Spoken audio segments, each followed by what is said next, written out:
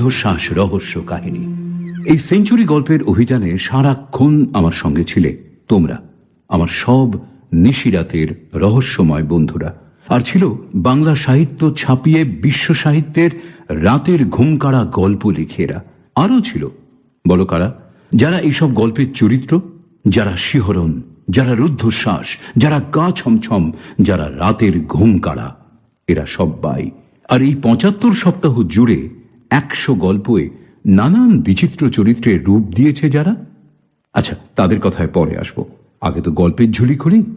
ঝুলি নাকি বাক্স? ঠিকই তো, আজ তো গল্পের কেন্দ্রবিন্দুতেই একটা কালো বাক্স। যত শব্দ সব ধরা পড়েছে ওই কালো বাক্সতেই। আর তাই নিয়েই, না, আমি কিছু বলবো না, যা বলার বলেছেন বিখ্যাত সাহিত্যিক রোয়াল্ড ডাল। সত্যি মানুষের কত পট পরিবর্তনই না হয় এক জীবনে। ব্রিটিশ বংশোদ্ভূত এই মানুষটি ব্রিটিশ আর্মিতে নিযুক্ত ছিলেন ইন্টেলিজেন্স অফিসার হিসেবে। তার কাজের ক্ষেত্র ছিল ইউএস এর ওয়াশিংটন ডিসি। শুধু কি তাই, এ হল দ্বিতীয় বিশ্বযুদ্ধের সময়। ব্রিটিশ আর্মির রয়্যাল এয়ারফোর্সে উইং কমান্ডার হিসেবে সরাসরি জড়িয়েছিলেন দ্বিতীয় বিশ্বযুদ্ধে রোয়াল্ড ডাল। কি জানি কি ছিল বিধাতার মনে ওই যুদ্ধের সময়ই ৪০-এর দশকের শুরুতে লেখালেখি শুরু করলেন, মূলত তার ছেলে মেয়েদের বেশ রোমাঞ্চের স্বাদ এনে দিতে। একটা জিনিস তিনি বিলক্ষণ বুঝেছিলেন, শিশুদের চাইতে চঞ্চল শ্রোতা আর হয় না। ক্ষণে ক্ষণে তাদের চমক লাগাতে হবেই, নইলে তাদের মন চলে যাবে মুহূর্তে অন্যদিকে। শিশুরা এক মুহূর্ত বোর হতে চায় না। রোয়াল্ড ডালের প্রথম বই আ পিস অফ কেক শিশু সাহিত্য রচনা করেছেন, আবার বড়দের জন্যও লিখেছেন। জেমস বন্ডের সারা জাগানো ছবি ইউ অনলি লিভ টুয়াইস এর চিত্রনাট্যকার রোয়াল্ড ডাল। ইনি নাকি আবার ছোটবেলায় ভীষণ দুষ্টু ছিলেন, তাকে বলা হতো লিটল ট্রাবল মেকার। ভাবো একবার, সেই দুষ্টু ছেলেটাই কিনা লিখে ফেলল Matilda, Charlie the Chocolate Factory, Fantastic Mister ফক্সের মতো সারা জাগানো সব বই। আজ যে গল্প শোনাবো, দ্য সাউন্ড মেশিন অবলম্বনে অশ্রুত শব্দ। আমি কি বলবো, খুব কৃতজ্ঞ রোয়াল্ড ডালের কাছে। এমন একটা চরিত্র তিনি ঠিক করে দিয়েছেন আমার জন্য, যে চরিত্রে অভিনয় করাটা অনেক অভিনেতার কাছেই একটা বিরলতম অভিজ্ঞতা। সচরাচর সত্যি এমন চরিত্র মেলে না। চলো তাহলে শুরু করি আজ আমাদের 75th এপিসোডে সেঞ্চুরিয়ান স্টোরি, ১০০তম গল্প রোয়াল্ড ডালের অশ্রুত শব্দ।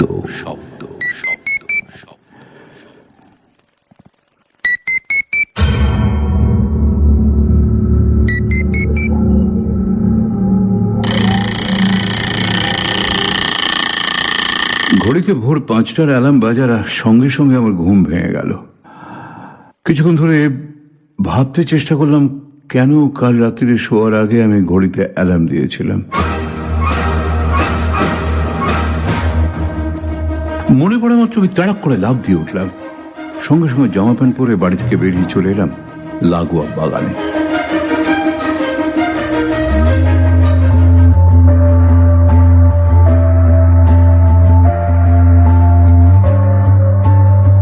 বিশাল বাগান, সিডার, পাম, উইলো গাছ সীমানা জুড়ে সারি সারি দাঁড়িয়ে আছে। এছাড়াও আছে অসংখ্য ফুল গাছ, বোগেনভ্যালিয়া আছে, ক্রিসেন্থেমাম আছে, লতানো গাছে পরিপূর্ণ আমার বাগান। ভোরবেলা বাগানে বেড়াতে আমার এত ভালো লাগে তার বলার নয়। কিন্তু না, এখন তো বেড়াতে চলবে না। আলো আঁধারিতে সরু পথ দিয়ে এগিয়ে চললাম গ্রিন হাউসটার দিকে।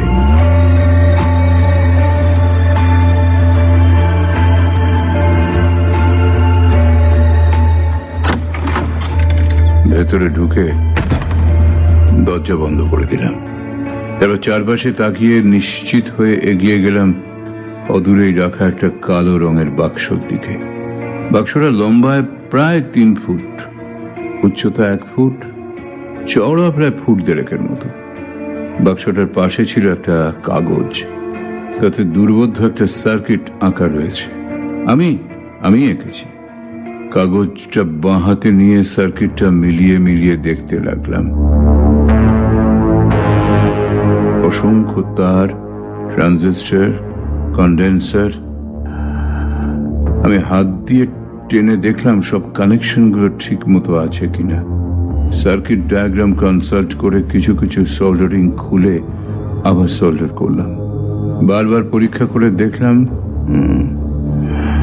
না না, সবই ঠিক আছে। ঠিক যেমন যেমন রয়েছে আমার সার্কিট ডায়াগ্রামে ঠিক তেমনই হয়েছে সেটটা। বাক্সটার সামনে লাগানো একটা বড় ডায়াল আর নিডল, ফ্রিকোয়েন্সি মিটার, তার পাশে একটা নব। ফ্রিকোয়েন্সি মিটারের গ্র্যাজুয়েশন 15,000 থেকে আরম্ভ করে 10 লক্ষ পর্যন্ত। তার পাশেই রয়েছে ভলিউম কন্ট্রোল নব, আর তারও পাশে ইন্টেন্সিটি পর্যবেক্ষণ করার জন্য ইন্টেন্সিটি মিটার।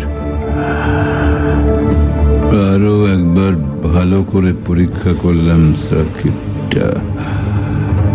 তারপর soldering rod, plate, wire, screwdriver, plus extension cord সব এক এক করে সরিয়ে উঠে দাঁড়ালাম।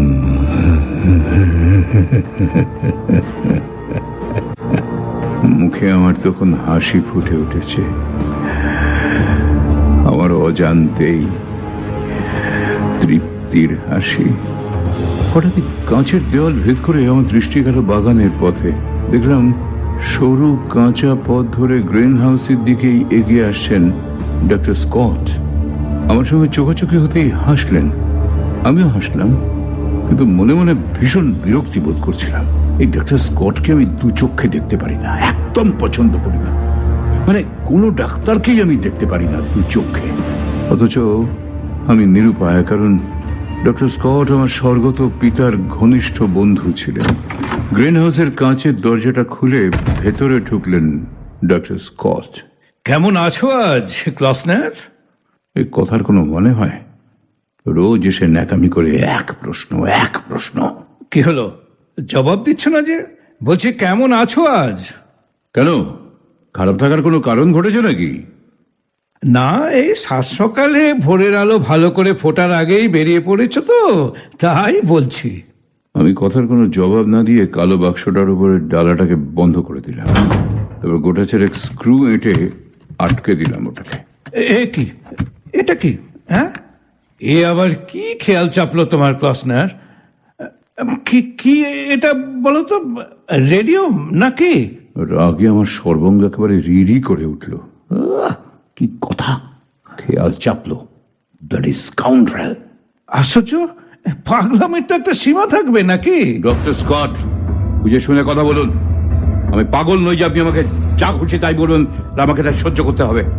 আমি মানছি আমার বাবা পাগল ছিলেন, তার মানে এই নয় যে আমিও পাগল। বাবা কিন্তু আপনারাই জোর করে পাগল সাব্যস্ত করে লুনাটিক অ্যাসাইলামে পাঠালেন। বলে তো কি করেছিল আবার? কি ক্ষতি করেছিল আমার বাবা? হ্যাঁ, কি করেছিল? ক্রসনার, তোমার বাবার ব্যাপারে তুমি একটু বেশি সেনসিটিভ, সেটা আমি জানি। তিনি তোমার বাবা যেমন ছিলেন তেমনি ছিলেন আমার প্রাণের বন্ধু। আমি তোমাকে দেখতে আসি তুমি পাগল বলে নয়, তোমার হাই ব্লাড প্রেশার আছে বলে। Very high blood pressure. থমথম করছিল ডক্টর স্কটের সারা মুখ। আমার মনে এই কথাগুলো শুনে হঠাৎ কিরম যেন একটা অপরাধ বোধ জেগে উঠল। ডক্টর স্কট,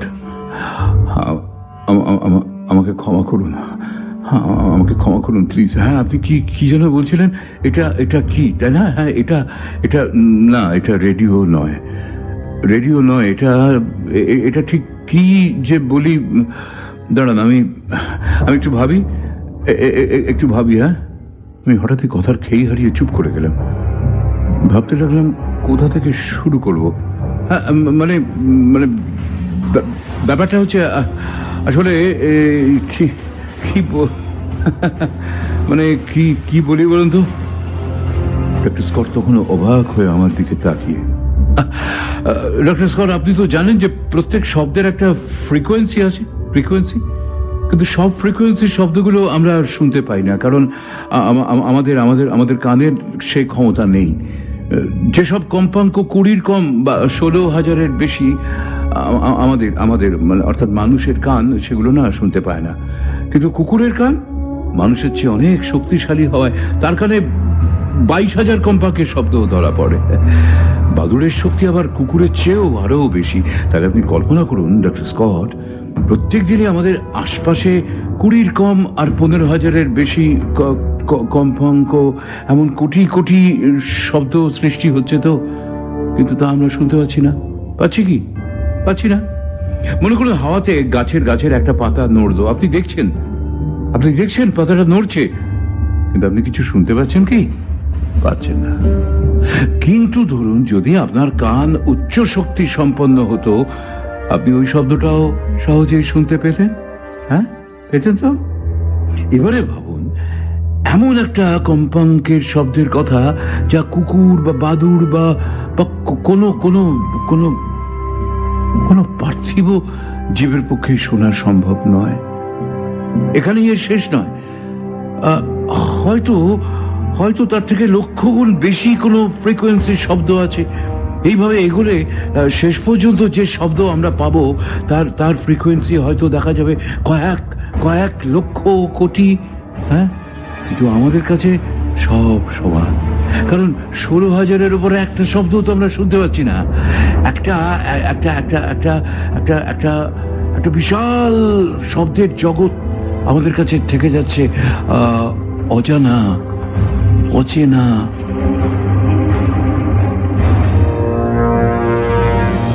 আমি থামলাম, ডক্টর স্কটের মুখের দিকে তাকালাম। তিনি সাধারণভাবেই চেয়ে আছেন আমার দিকে, কিন্তু আমার কিরকম মনে হলো তিনি আমার কথায় কোনো গুরুত্বই দিচ্ছেন না।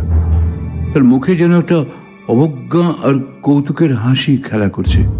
ডক্টর স্কট হঠাৎই অদ্ভুতভাবে ভুরুটা নাচিয়ে আমাকে প্রশ্ন করলেন, তারপর? হ্যাঁ, মানে ঠিক কি করে বলি বলুন তো। আমি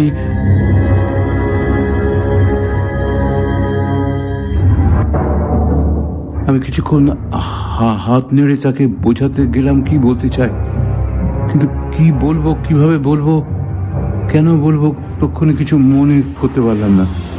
আমিও ফ্যাল করে চেয়ে রইলাম ডাক্তারের দিকে। হঠাৎই কালো বাক্সটার দিকে চোখ পড়তে আমি চমকে উঠলাম। হ্যাঁ, কি বলছিলাম? অচেনা, অজানা।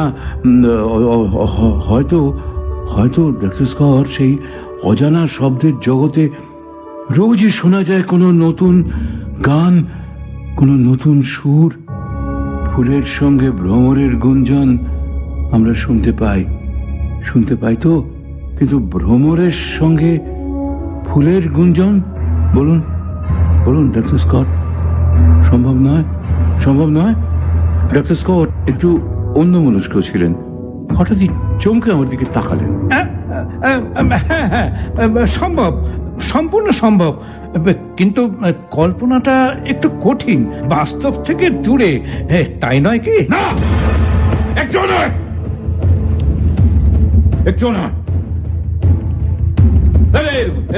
দেখুন মাছি, দেখুন মাছিটাকে দেখুন।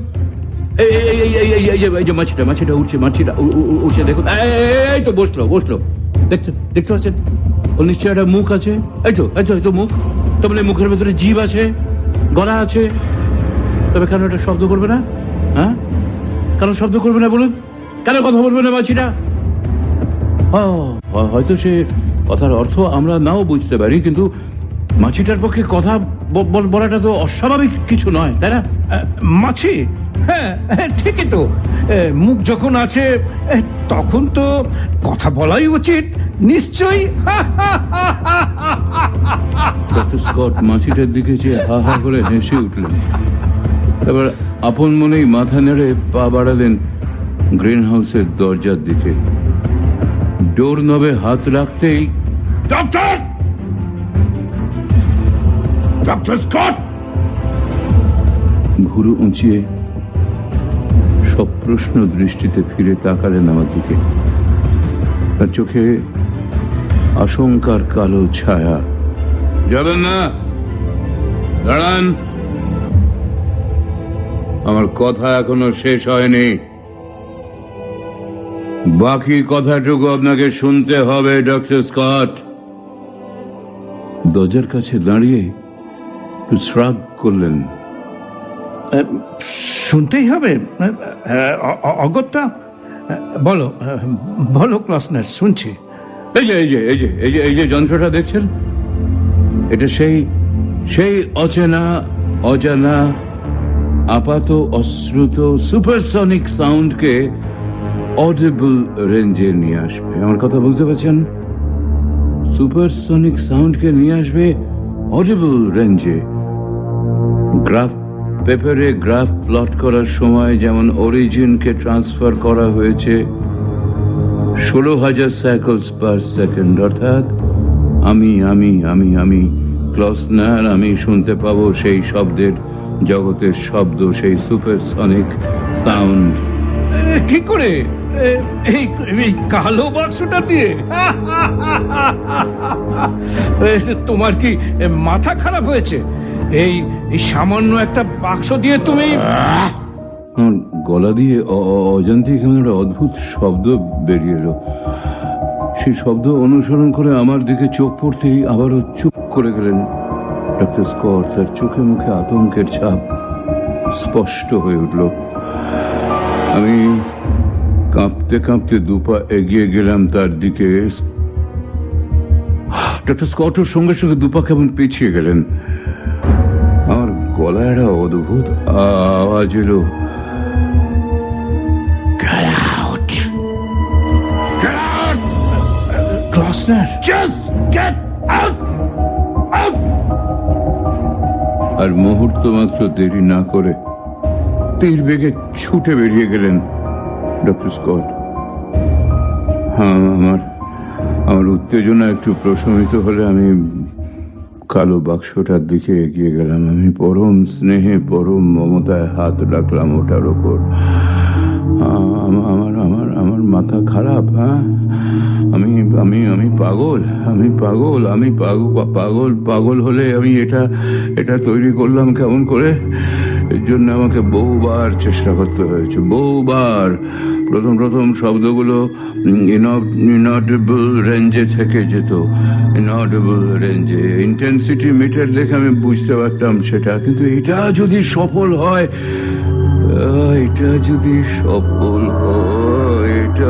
এটা সফল যদি হয়,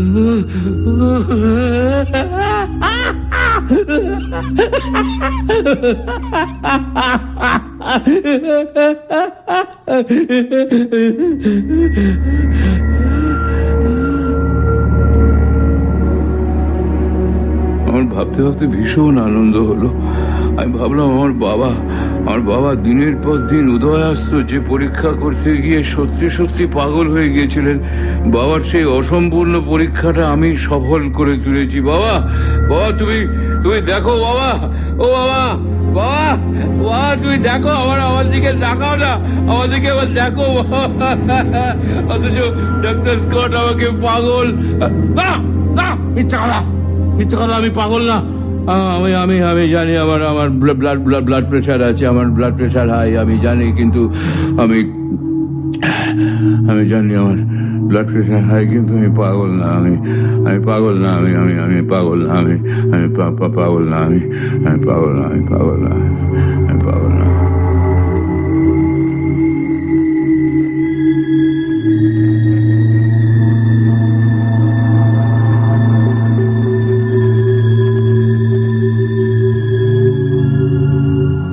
বিকেল হতেই আমি খুব দ্রুত পায়ে ঢুকলাম গ্রিন হাউসে। কালো বাক্সটাকে আমি তুলতে চেষ্টা করলাম, কিন্তু অসম্ভব ভারী বাক্সটা, প্রচন্ড ভারী। এটাকে তুলে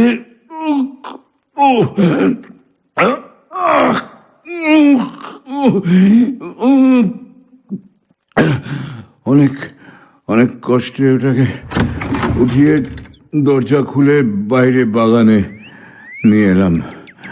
বাগানে বিকেলের রোদ পড়ে এসেছে, চারিদিকে পাখিদের কিচিরমিচির, পড়ন্ত আলোয় অপূর্ব সুন্দর হয়ে উঠেছে বাগানটা। মেশিনটা দেখে শুনে একটা ফাঁকা জায়গায় রাখলাম। তারপর ফিরে চললাম গ্রিন হাউসে। ইয়ারফোনটা আনা হয়নি।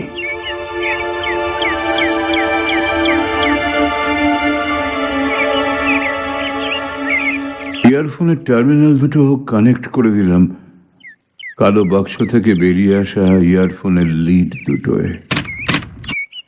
অতঃপর প্রতীক্ষা, শান্ত পরিবেশের প্রতীক্ষা।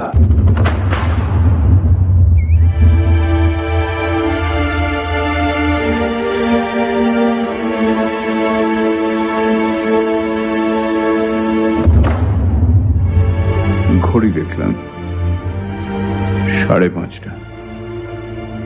পাখিদের কিচিরমিচির থেমে গেছে, বেশ শান্ত হয়ে উঠেছে পরিবেশ।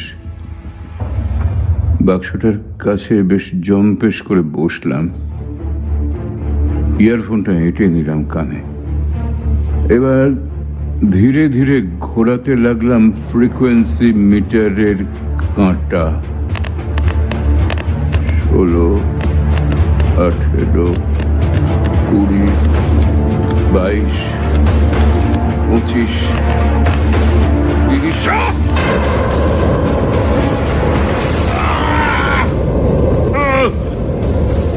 30,000-এ পৌঁছতে একটা প্রচন্ড বিভীষিকাময় আত্মচিৎকারে লাফিয়ে উঠলাম আমি।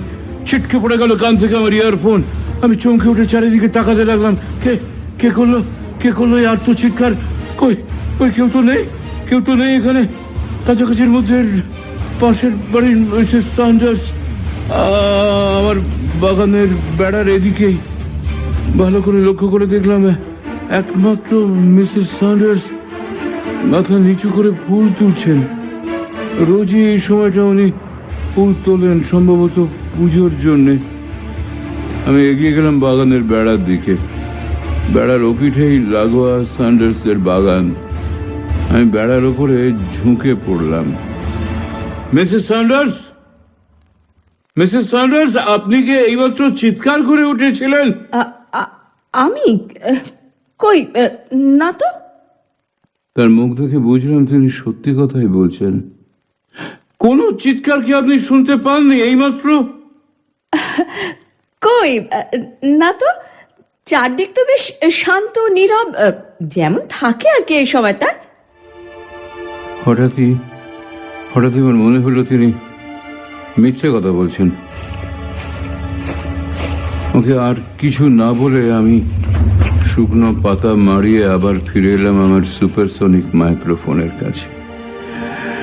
তার দিকে আর চোখে লক্ষ্য রেখে আমি ইয়ারফোনটা আবার কানে লাগালাম। আবারও ঘোরাতে শুরু করলাম ফ্রিকোয়েন্সি মিটারের নবটা। 16, 18, 20, 22, 25, 30।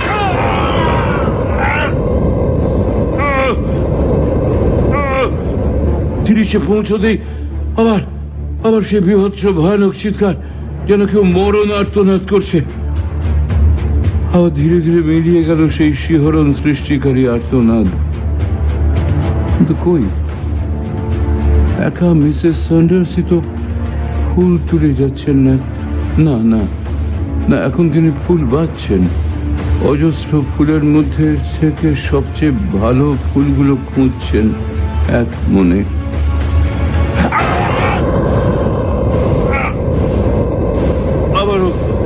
আবারও সেই বিভীষিকাময় আর্তনাদে আমার চিন্তা শক্তি কিরকম যেন অচল হয়ে গেল। আমার মনে হলো কেউ যেন হাতুড়ি দিয়ে দম দম করে আমার মাথার মধ্যে পিটছে,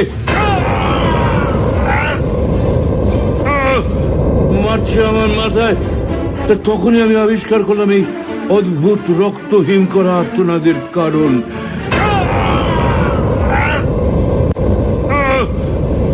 যখনই মিসেস সান্ডার্স একটা করে ফুল ছিঁড়ছেন, তখনই শোনা যাচ্ছে এই অমানুষিক অপার্থিব চিৎকার। কিছুক্ষণ ধরে অপেক্ষা করে সন্দেহটা আমার আরো দৃঢ় হলো। কিন্তু আরো একবার পরীক্ষা করার আশায় ইয়ারফোনটা কানে লাগিয়ে আমি তটস্থ হয়ে বসে রইলাম। হঠাৎই লক্ষ্য করলাম মিসেস স্যান্ডার্স ফুলের ঝাঁপি নিয়ে ফিরে যাচ্ছেন বাড়িতে। এক ঝটকা ইয়ারফোন নামিয়ে আমি তীর বেগে ছুটলাম বাগানের বেড়ার দিকে লক্ষ্য করে।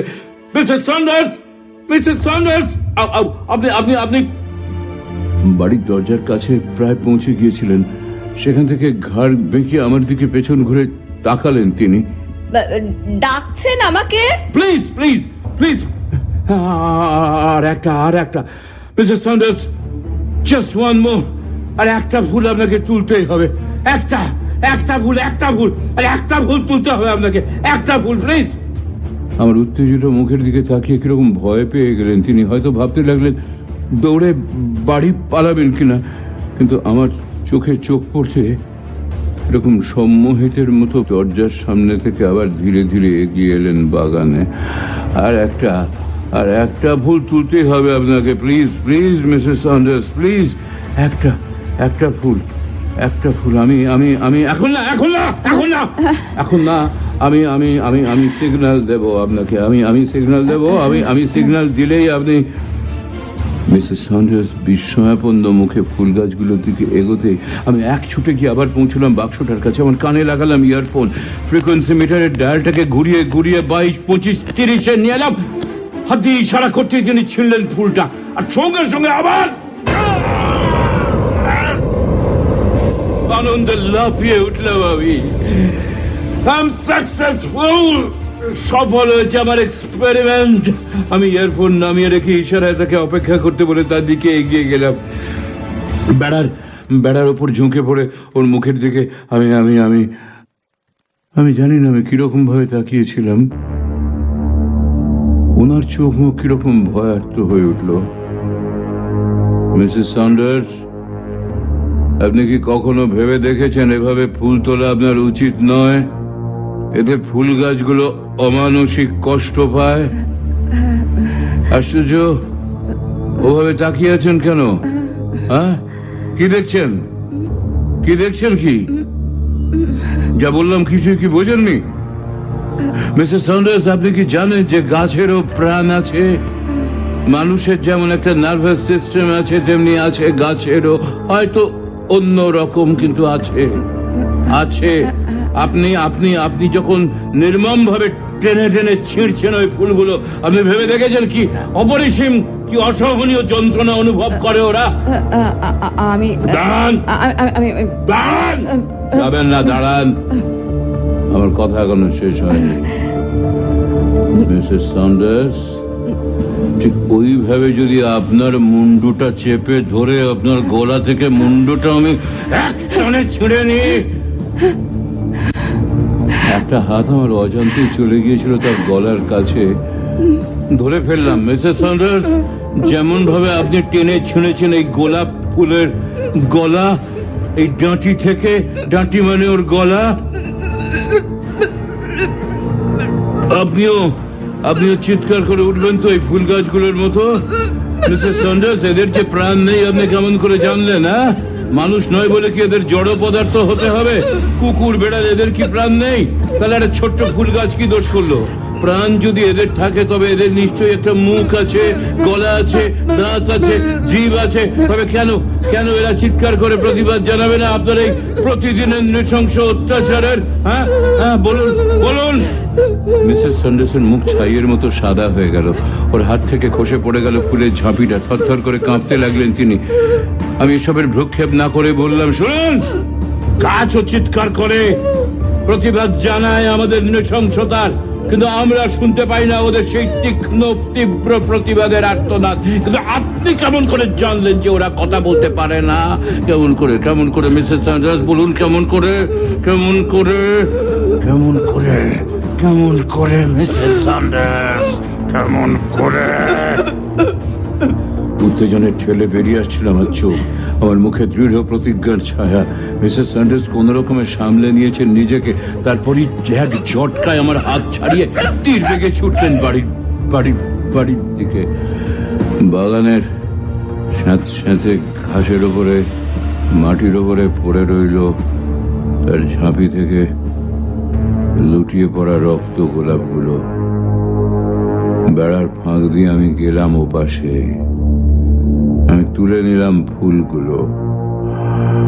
আমি আলতো করে ফুঁ দিলাম ওদের গায়ে।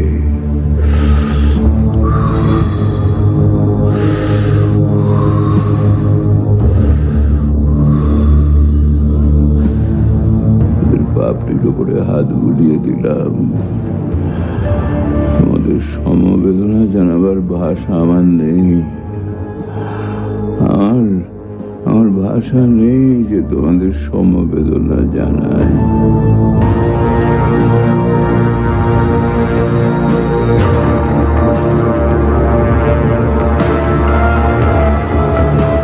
আবার আমি ফিরে এলাম সুপারসনিক মাইক্রোফোনের কাছে। নিজের অজান্তেই লাগিয়ে নিলাম ইয়ারফোনটা। আমার সব স্মৃতি যেন কিরকম ঘোলাটে হয়ে আসছিল। চিন্তার সূত্র ছিঁড়ে গিয়ে এক বিচিত্র অনুভূতি জেগে উঠলো আমার মনে। আমি কোনো কিছু করবার না পেয়ে হাত বাড়িয়ে ছিঁড়ে নিলাম এক মুঠো ঘাস। চাপা একটা হিসির শব্দ ভরে উঠলো ইয়ারফোনটায়।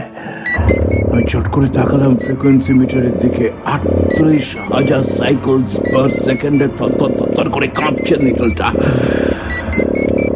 38,000 সাইকেল পার সেকেন্ড। কিছুক্ষণ বাদে শব্দটা মিলিয়ে গেল। যদিও পরীক্ষার সফলতায় মনটি ঘুম ভাঙলো আমার।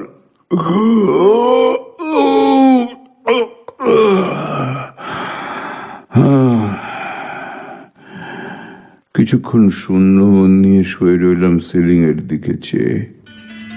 আস্তে আস্তে আমার মনে পড়তে লাগলো গত দিনের কথা। ডক্টর স্কট, মিসেস সন্ডার্স, রক্ত গোলাপ। আমি উঠে বসলাম বিছানার উপর। ভাবলাম ডক্টর স্কটকে ফোন করব, কিন্তু না, আর একটা জিনিস আমাকে পরীক্ষা করতে হবে। তারপরেই ফোন করা যাবে ওর বাচিন ডাক্তারটাকে।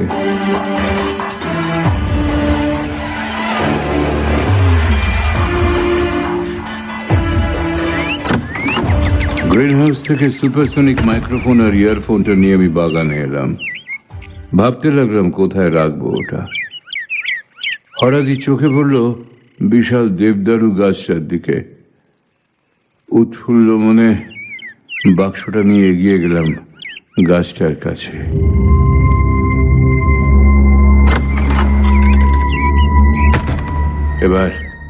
এবার গ্রিন হাউসে ফিরে এসে আমি কুড়ুলটা বের করলাম। বেশ মজবুত কুড়ুল, বেশ বড় সড়ো।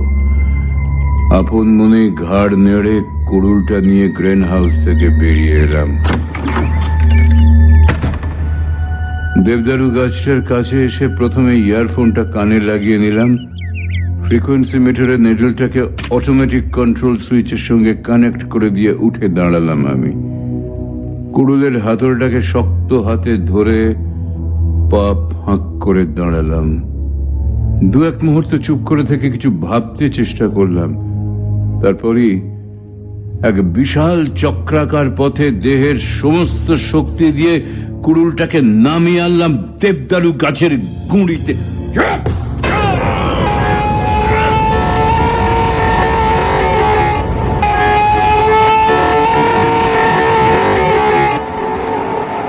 ইয়ারফোনে উত্থিত শব্দে বিস্ময়ে বিমূঢ় হয়ে দাঁড়িয়ে রইলাম আমি।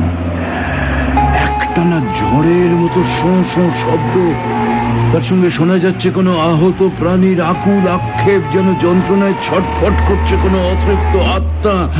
আমার শিরদাঁড়া দিয়ে একটা শীতল স্রোত নেমে গেল। শিউরে উঠলাম আমি। কুড়ুলটা গাছ থেকে এক ঝটকায় ছাড়িয়ে নিলাম। ক্রমশ সেই শোঁ শোঁ শব্দ কাঁপতে কাঁপতে কাঁপতে কাঁপতে মিলিয়ে গেল। কুড়ুল ফেলে উবু হয়ে বসে পড়লাম। পরীক্ষা করতে লাগলাম গাছের ক্ষতস্থানটা। বর্ণহীন আটালো একরকম তরল পদার্থ বেরিয়ে এসেছে কাটার জায়গাটা দিয়ে। এই কি তাহলে গাছের রক্ত? পকেট থেকে রুমাল বের করে চেপে ধরলাম কাটা জায়গাটার উপর। আমি দুঃখিত, আমি অত্যন্ত দুঃখিত, আমি সত্যি দুঃখিত, খুব দুঃখিত আমি।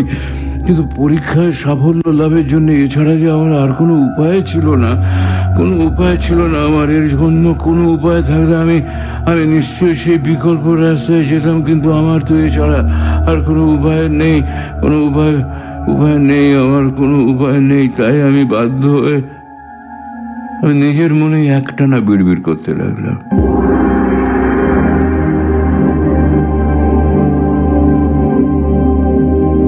কতক্ষণ যে ওইভাবে বসেছিলাম মনে নেই আমার। ঝটকা ভাঙতেই ইয়ারফোন নামিয়ে রেখে আমি বাড়ির দিকে চললাম ডাক্তার স্কটকে ফোন করার জন্য।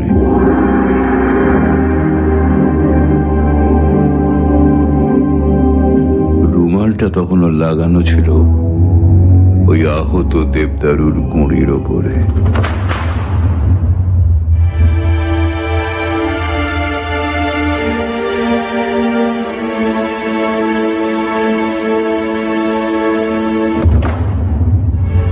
ডাক্তার স্কটের নাম্বারটা ডায়াল করে রিসিভারটা কানে লাগিয়ে আমি অপেক্ষা করতে লাগলাম।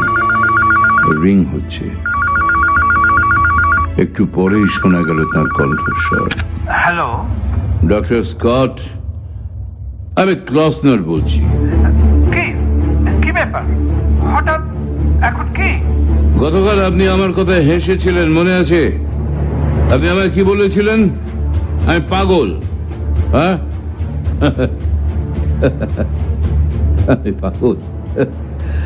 শুনুন, এক্ষুনি আপনাকে একবার আসতে হবে আমার বাড়িতে। এখানে আসার পর আমি হাসবো। আমি ক্লসনার, কিন্তু আপনি ডক্টর স্কট, আপনি আর হাসবেন না। আপনি। ক্রসনার, তুমি ঠিক আছো তো? মানে তোমার blood pressure? Shut up! Just shut up and be quick. Come, shut! আর কোনো কথা বলার আগে আমি টালাম করে নামিয়ে রাখলাম রিসিভারটা।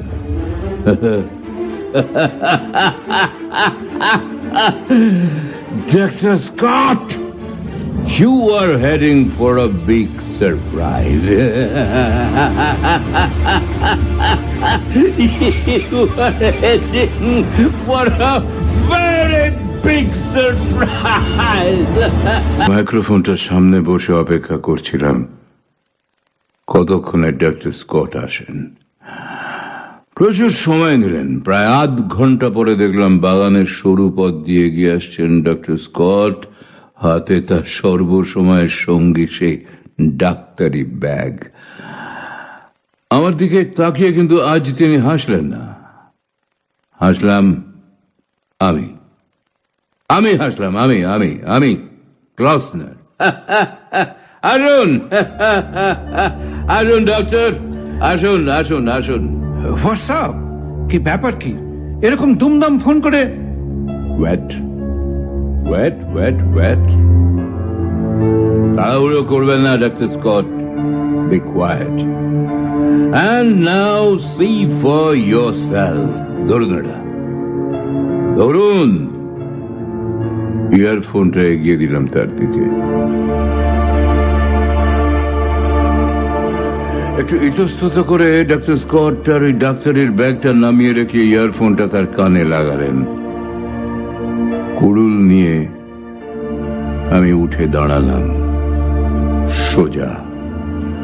আমার হাতে শক্ত পোক্ত বড় সড় কুড়ুলখানা। রেডি? ওকে, ওটা কি? বিরক্তি ভরে তার দৃষ্টি অনুসরণ করে আমি দেখলাম দেবদারু গাছের গুঁড়িতে রুমালটাকে। ও কিছু না। You just concentrate on the earphone. That's all.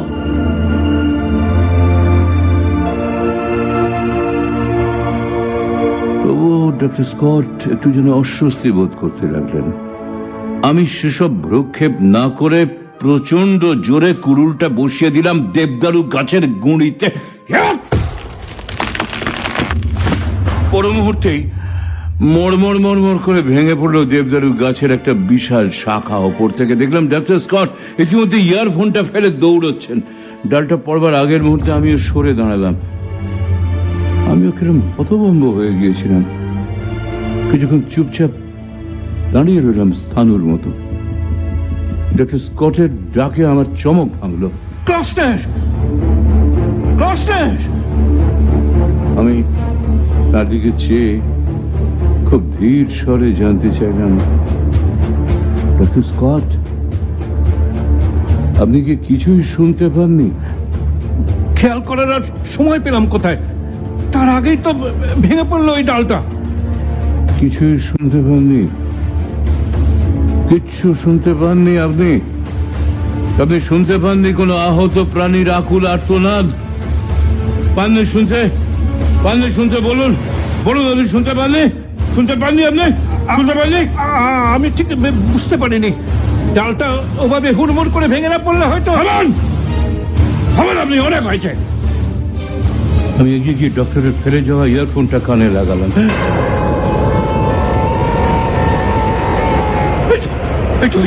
এই তো শোনা যাচ্ছে, এই তো শোনা যাচ্ছে সে বিক্ষুব্ধ আর্তনাদ, শু শু করে আহত প্রাণীর আকুলি। দৌড়ে গিয়ে আমি হ্যাচকা টানে খুলে দিলাম পুরোটা। Doctor, doctor, be quick, be quick, ডাক্তারের ব্যাগটা নিয়ে আসুন, শিগগির ব্যান্ডেজ করে দিন এই কাটা জায়গাটা। এই যে গাছের গুড়ি, গাছের গুড়ি, নতুন ক্ষতের জায়গাটা দিন দিন দিন ব্যান্ডেজ করে দিন, ব্যান্ডেজ করে দিন। ডাক্তারের ব্যাগটা খুলুন, ব্যান্ডেজ করে দিন, ব্যান্ডেজ করে দিন, ডক্টর, ব্যান্ডেজ করে দিন। আপনি হাসছেন? ব্যান্ডেজ করে দিন ডক্টর। বড্ড হাস্য করে উঠলেন ডক্টর স্কট। হাসির দমকে তার চোখ দিয়ে জল বেরিয়ে এলো, তার গলার শিরাগুলো ফুলে উঠলো, তার চোখ মুখ কিরকম লাল হয়ে গেল। আমি তো অবাক। সাবাস, সাবাস ক্রসনার, সাবাস! এত মজার ঠাট্টাও করতে পারো তুমি। মিসেস সন্ডার্স কাল রাতেই আমাকে ফোন করেছিলেন। ওই মহিলা বেচারা তোমার ঠাট্টায় তো ভয়ে একেবারে পারো বটে। Doctor Scott!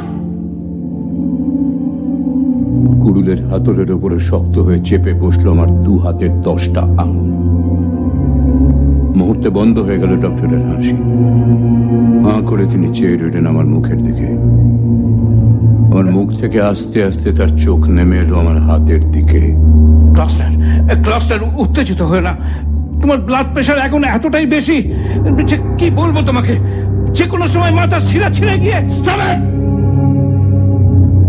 ডাক্তারের ব্যাগটা খুলুন, ব্যান্ডেজ করে দিন দেবদারু গাছের কাটা জায়গাটা। আমার ব্যাগে ব্যান্ডেজ নেই। আয়োডিন, আয়োডিন তো সবসময় থাকে আপনার ব্যাগে। লাগান, লাগান গাছের ক্ষতস্থানে আয়োডিন লাগান।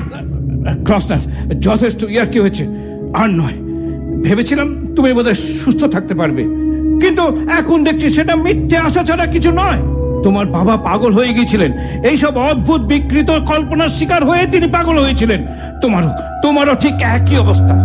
না না না ক্রসনার, না, মনুষ্য সমাজে থাকবার উপযুক্ত নাও তুমি। পাগলা কারত তোমার পক্ষে। ডক্টর ঝুঁকে পড়ে তার ব্যাগটা তুলছিলেন, ঠিক সেই মুহূর্তে আমার কি হলো আমি জানি না। আমার দু হাতে ধরা কুড়ুলটা চকিতে একবার মাথার উপরে উঠেই নেমে এলো সজোরে। ফলাটা আঙুল গেঁথে গেল ডক্টরের পিঠে। হিনকি দিয়ে বেরিয়ে এলো রক্ত। ডক্টর কিছুক্ষণ ওই অবস্থায় বিস্ময়ে আবিষ্ট চোখে দাঁড়িয়ে রইলেন আমার দিকে চেয়ে, তারপর হুমড়ি খেয়ে পড়ে গেলেন তার ডাক্তারি ব্যাগের উপর। তার জীবনের শেষ সংলাপ মুখ থেকে বেরিয়ে এলো একটা অব্যক্ত আর্তনাদ। আমার কানে লাগানো ইয়ারফোনে শোনা গেল আরো একটা বিচিত্র শব্দ। হাতুড়ি দিয়ে ড্রামে আঘাত করলে যেরকম শব্দ হয়, সেই রকম ধূপ ধূপ ধূপ ধূপ শব্দ ক্রমশ মিলিয়ে যাচ্ছে শব্দটা। তার বদলে শোনা যাচ্ছে একটা কেমন ছল ছলানি, তার সঙ্গে হাপড়ের মতো হুস হুস শব্দ। অবাক হয়ে শুনতে লাগলাম, আশ্চর্য, কি অদ্ভুত, কি অদ্ভুত, কি অদ্ভুত। ডক্টর স্কট, ডক্টর স্কট, আপনি শুনতে পাচ্ছেন শব্দটা? ঠিক ঠিক এমনি করেই এমনি করে আর্তনাদ করে উঠেছিল এই গাছটা যখন আমি কুড়ুল বসিয়েছিলাম ওই দেবদারু গাছটার গায়ে। ডক্টর স্কট, এখন আপনি বিশ্বাস করবেন তো আমি পাগল নই? আপনি বিশ্বাস করবেন তো আমার পরীক্ষা সব ভালো হয়েছে ডক্টর? সাফল্যের অভূতপূর্ব আনন্দে আমি আর নিজেকে সামলে রাখতে পারছিলাম না। ডক্টর স্কট, আমি পরীক্ষায় সফল হয়েছি। আমার পরীক্ষা সফল হয়েছে ডক্টর স্কট। আমার চোখগুলো কিরম ঠিকরে বেরিয়ে আসছে, আমার গলার শিরাগুলো যেন গলা ছিঁড়ে বেরিয়ে আসছে, একটা অব্যক্ত যন্ত্রণায় বিকৃত হয়ে উঠলো আমার মুখ। আমি এয়ারপোর্টে একটা শব্দ, কি হলো, কি একটা হলো যেন ছিঁড়ে গেল কোনো বেহালার তার। তার পরক্ষণেই বাঁধ ভাঙা ঢেউয়ের উত্তাল কল্লোল। আমি অবাক হয়ে শুনতে লাগলাম সেই শব্দের অনুরণন। বিচিত্র অনুভূতিতে ভরে গেল আমার মনটা। অসহ্য যন্ত্রণা, অসহ্য যন্ত্রণায় যেন ছিঁড়ে যাচ্ছে মাথাটা। অসহ্য যন্ত্রণা। ডক্টর স্কট বলেছিলেন যে কোনো সময় আমার মাথার শিরা ছিঁড়ে আমার high blood pressure, very high blood pressure, আমার মাথার শিরা ছিঁড়ে তাহলে কি না না না না না, নিজের মরণ ডক আমি নিজের কানে শুনতে পারবো না, আমি শুনতে পারবো না কিছুতে না। এখনো সময় আছে। আমি কুড়ুলটাকে আবারও শক্ত মুঠোয় চেপে ধরে টলতে টলতে এগিয়ে চললাম আমার তৈরি সুপারসনিক মাইক্রোফোনের দিকে, ওই কালো বাক্সটার দিকে, ওই কালো বাক্সটা। খানা হলো বটে, যাই বলো আর তাই বলো, যাকে বলে রোমাঞ্চ। কি রহস্যজনক রে বাবা ওই কালো বাক্স। শেষ পর্যন্ত তার যে কি হলো